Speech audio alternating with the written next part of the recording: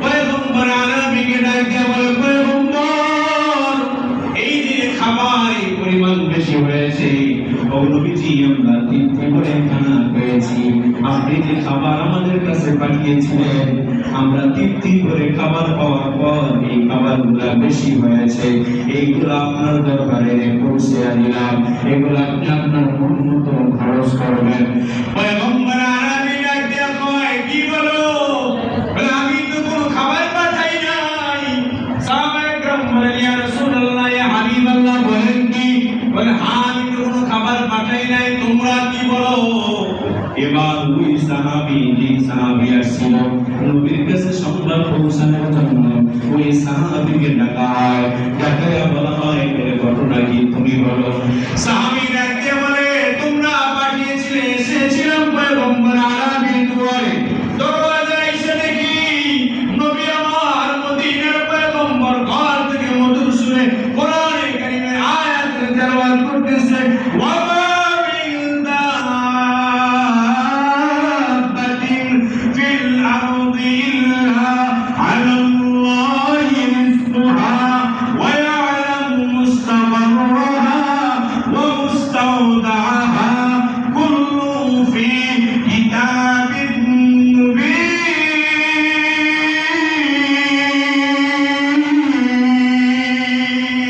আমি যখন আয়েশা পয়গম্বর আরবির দুয়ারে দাঁড়াই, অমনি শুনি পয়গম্বর আরবি এই আয়াতের তেলাওয়াত করতেছে। সমস্ত কিছুর জিম্মাদারি, রিজিকের জিম্মাদারি নিয়েছেন আল্লাহ। এই জন্য আমি আর পয়গম্বর আরবিকে কিছুই বলি নাই, তোমাদের কাছে ফিরে গিয়েছি। নবীর কাছে পুরা ঘটনা বর্ণনা করার পর এবার পয়গম্বর আরবি, মদিনার নবী ডাক দিয়ে কয়, সাহাবীরা রে, শুনে নাও, শুনে নাও, এটা আমার পক্ষ থেকে বরাদ্দ কোনো খাবার নয়, এই খাবার আমি পাঠাই নাই। তোমরা যে পয়গম্বর আরবির জবান থেকে কোরআনে কারীমের তেলাওয়াত শুই না, ওই যে তোমার আমার মালিক আল্লাহর উপরে ভরসা করেছো, আমার আল্লাহ রিজিকের দায়িত্ব নিয়েছে, এই যে মালিকের উপরে ইয়াকিন করেছো, বিশ্বাস করেছো, আল্লাহর উপর বিশ্বাস করে মরণ পর্যন্ত গিয়েছো, আমার কাছে কিছুই বলো নাই, কোরআনে কারীমের তেলাওয়াত শুনছো। কোরআনে কারীমের ভিতরে আমার মালিক বলেন, আমার মালিক বলেন সব কিছু রিজিকের দায়িত্ব আমার মালিক নিয়েছেন, এই জন্যই বিশ্বাস রাইখা যে ঘটে গেছো। সাহাবারা এ শুনে নাও, এই রিজিক, এই খাবার আমি পৌঁছে নাই, যে মালিকের উপরে তোমরা বিশ্বাস স্থাপন করেছো, ইয়াকিন করেছো, আল্লাহর কসম ওই মালিক তার কুদরতি খাজানা থেকে কুদরতি ভাবে তোমাদের জন্য রিজিকের ফয়সালা করেছে। বলেন না সুবহানাল্লাহ। এই জন্য মুসলমান ভাই, রিজিকের মালিক কে? আওয়াজ দিয়ে বলেন, রিজিকের মালিক কে? এ তোমার আমার হায়াতের মালিক কে? মউতের মালিক কে? ক্ষমতা দেওয়ার মালিক কে?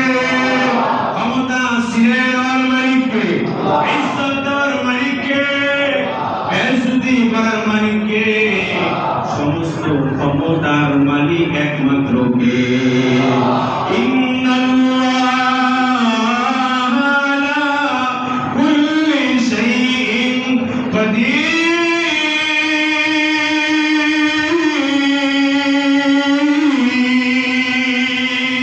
সমস্ত ক্ষমতার মালিক আমার আল্লাহ। এই জন্য মুসলমান ভাই, যুবক বন্ধুরা, পায়ে হাতে দিয়ে বলে যায়, পায়ে হাতে ধরে বলি, কোন সময় যদি কোনো বিপদে পড়ে যায়, কোন সময় যদি রিজিকের অভাবে অনশনে পড়ে যায়, তাহলে কোন সময় হারাম লোকমা মুখে নিবে না, কারণ তোমার আমার রিজিকের দায়িত্ব নিয়েছেন আল্লাহ। যদিও সাময়িক তোমার আমার কাছে পেরেশানি আসে, যদিও ঘরে সাময়িক কিছু সময়ের জন্য খাবার না থাকে, এরে মুসলমান যুবক বন্ধু, তাকায়া দেখো পয়গম্বর আরবি, পয়গম্বর আরবি যার সৃষ্টির জন্য সব কিছু, যিনি সৃষ্টির সেরা ছিলেন, ওই যে মদিনার নবী, ওই নবীর ঘরেও তো একদিন নয়, 2 দিন নয়, 3 দিন পর্যন্ত নবীজির পয়গম্বর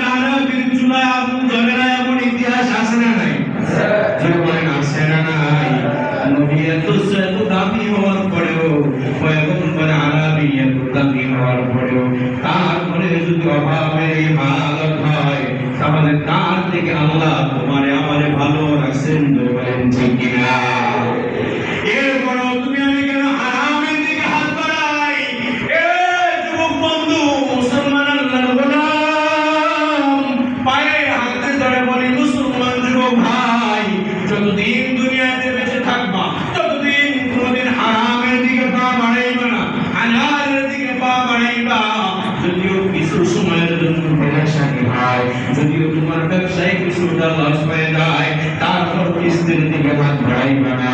যদিও তোমার ব্যবসায় কিছুটা লস হয়ে যায়, তারপর পাত্রের ব্যাংক থেকে কোনোদিন সুদ বাড়াই নিবা না। যদিও তোমার কিছুটা সময়ের জন্য তোমার উপরে পেরেশানি আসে, সুদের কারো কাছ থেকে টাকা নিবা না। তুমি যদি ধৈর্য ধারণ করতে পারো আর মালিকের কাছে কান্নার মতো কান্না করতে পারো, তাহলে মালিক আসমান থেকে তোমার ব্যবস্থা করে দিবেন। বলেন ঠিক কিনা? এই মুসলমান ভাই, যুবক বন্ধু, যদি মালিকের কাছে যাওয়ার মতো চাইতে পারো, তোমার দরবারে তোমার ঘরে অভাব, রাত্রে শেষ রাইতে জায়গা যাও, পৃথিবীর সব পশু পাখি মানুষগুলা যখন ঘুমায় থাকে, তুমি একবার জাগ্রত হও, সুন্দর করে গোসল নাও, তাই নামাজটা ঘরের কোণে বসাইয়া নামাজের সিজদার মধ্যে গিয়া ওইটা চোখের পানে ছেড়ে দিয়ে মালিককে ডাক দাও, আর মালিককে ডাক দাও, অভাবে পড়ে গেছি, দুনিয়ার কেউ জানে না, তুমি এমন অভাবে পড়েছি দুনিয়ার কারো কাছে বলতেও পারি না। হে মালিক, দুনিয়ার কারো কাছে বলা যায় না, অভাবের কারণে সমাজে আমার কোনো অবস্থান নাই। হে মালিক, কর্মটা কি করার মতো কোনো সুযোগ নাই, কি করবো তুমি বের করে দাও। তুমি মালিকের কাছে কান্নার মতো কান্না করতে পারো। আল্লাহর কসম রে যুবক ভাই, আসমান থেকে তোমার আমার মালিক এমন ফয়সালা করবে কোনদিন কল্পনাও করতে পারবা না। বলেন ঠিক কিনা? এই জন্য যুবক ভাইরা আমার, আজকের থেকে ওয়াদা করো, জীবনে যতদিন বেঁচে থাকবো ততদিন হারামের দিকে পা বাড়াবো না। পয়গম্বর আরবি সাল্লাল্লাহু আলাইহি ওয়াসাল্লাম বলেন, লা তাদখুলুল জান্নাতা জাসাদুন গুযিয়া বিল হারাম। যেই শরীরে হারাম দ্বারা, হারাম লোকমা দ্বারা, হারাম কামাই দ্বারা যেই শরীরের ভিতরে এক ফোঁটা রক্ত মাংস তৈরি হবে, ওই শরীর আল্লাহর তৈরি জান্নাতে প্রবেশ করবে না। এই জন্য জান্নাতের যাইতে রাখে আসেন সবাই। এগুলা দিয়েছি না দেখবি। আজকের থেকে মালিক আমরা দুইটা হাত ধরে ওয়াদা করতেছি, আজকের থেকে আমরা আর কোনো হারামে মুখ দেব না, রাজি আছি ইনশাআল্লাহ। আজকের থেকে জীবনের শেষ পর্যন্ত হারামের দিকে হাত বাড়াবো না, না খেয়ে থাকবো, তারপরও হারাম মুখে নিব না, রাজি আছি ইনশাআল্লাহ। আল্লাহ আমাদের সকলকে কবুল করুন, সকলে বলেন আমিন। যতদিন আল্লাহ দুনিয়াতে বাঁচিয়ে রাখবে, আমরা হারাম পথে পা বাড়াবো না, হারামের দিকে পা বাড়াবো না। অবশ্যই আল্লাহ রাব্বুল আলামিন যেহেতু জিম্মাদারি নিয়েছেন, আপনার আমার আল্লাহ হালাল রিজিকের ব্যবস্থা অবশ্যই করবেন। আপনার আমার মেধা দিয়েছেন, মেধাকে আপনি আমি খাটায়া যদি পরিশ্রম করি, শ্রম যদি নেই, তাহলে অবশ্যই আল্লাহ আপনার আমার জন্য হালাল রিজিকের ব্যবস্থা করবেন। আল্লাহ তো কোরআনে কারীমের ভিতরে বলছেন, ফাইদা কুদিয়াতিস সালাত ফান্তাশিরু ফিল আরদ। তোমাদের যখন নামাজ শেষ হয়ে যায়, তো তোমরা জমিনের ভিতরে ছড়ায়া পড়ো।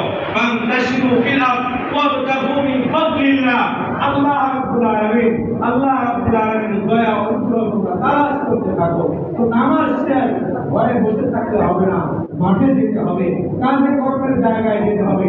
আল্লাহ রাব্বুল আলামিন আসমান থেকে কুদরতি ভাবে তো রিজিক দিতে পারেন, কুদরতি ভাবে রিজিক দিতে পারেন। কারণ হলো ঈসা আলাইহিস সালামের উম্মতকে 40 বছর পর্যন্ত আল্লাহ আসমান, 40 দিন পর্যন্ত আল্লাহ আসমান থেকে কুদরতি ভাবে খাবার পাঠিয়েছেন। ঈসা আলাইহিস সালামের উম্মতের জন্য, ঈসা আলাইহিস সালামের উম্মতের জন্য আল্লাহ আসমান থেকে খাবার পাঠিয়েছেন। এই আল্লাহ আছে না নাই? যখন আছে না নাই? বুড়ো হয়ে গেছে, বয়স বেশি হয়ে গেছে, আগের থেকে দুর্বল হয়ে গেছে, ক্ষমতা কমে গেছে, আল্লাহ আগে জায়গায় আছে, বলুন যে এখন দেয় না কেন? বলে আল্লাহ নিজাম এটা না, আল্লাহ দিতে পারেন, ওই যে দিয়া দেখাইছেন যে আমার দেওয়ার ক্ষমতা আছে, কিন্তু সিস্টেম এটা করছেন যে তোমরা পরিশ্রম করবা তোমরা, ফলাফলটা আমি আল্লাহর উপরে ছাইড়া দিবা, তাকদীরের ফয়সালা আল্লাহর উপরে ছাইড়া দিবা। আসবাবের জমঈয়ত এটা তোমার আমার জন্য, তোমার আমার তাকওয়ার খেলাফ না। আসবাবের জমঈয়ত এটা তাওয়াক্কুলের খেলাফ না। তুমি আমি পরিশ্রম করব, শ্রম দিব, চেষ্টা করব। বরকত দেওয়ার মালিক কে? আল্লাহ। বরকত দেওয়ার মালিক কে? চেষ্টা করে যাব, বরকত দিবেন আল্লাহ। আল্লাহ রাব্বুল আলামিন যতদিন দুনিয়াতে বেঁচে থাকবো, আমি আপনি আমার ফ্যামিলি আমার সাধ্য অনুযায়ী আল্লাহ রাব্বুল আলামিন যেন আমাদেরকে আমাদের ফ্যামিলির সদস্যদের কারো মুখে আল্লাহ এক লোকমা হারাম খাবার না পৌঁছায় দেবেন, আমিন। আল্লাহ যেন মৃত্যু পর্যন্ত হালাল রিজিকের উপরে আল্লাহ বরকত দান করেন। হালাল রিজিক দ্বারা যেন আল্লাহ আমাদেরকে আমাদের ব্যক্তিগত, আমাদের পারিবারিক জীবন, আমাদের সামাজিক জীবন, আমাদের রাষ্ট্রীয় জীবন